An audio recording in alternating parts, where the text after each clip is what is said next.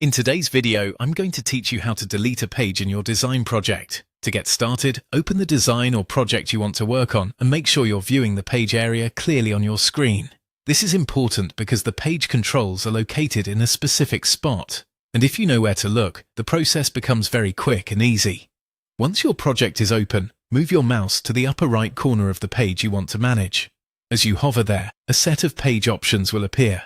These controls are designed to help you organize and edit your project more efficiently, and they typically include options like Hide Page, Duplicate Page, Add Page, and Delete Page. Take a moment to recognize what each of these does, so you don't click the wrong one by mistake. Hide Page will remove that page from view without deleting it. Duplicate Page creates a copy of the current page, which is useful if you want to reuse the same layout or design. Add Page lets you insert a new page into your project. And the option you're looking for in this tutorial is Delete Page, which permanently removes the page from the project. There is one important detail to keep in mind. The Delete Page option only appears when your project has 2 or more pages. If your design contains just 1 page, you won't see the Delete option in that area.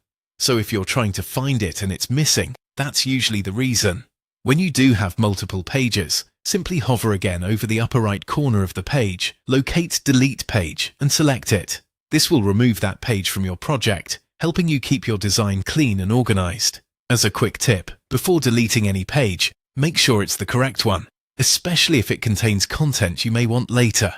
Since delete actions can sometimes be hard to reverse depending on the platform or timing, it's always a good idea to double-check before confirming your choice. And that's it. Once you know where the page controls are,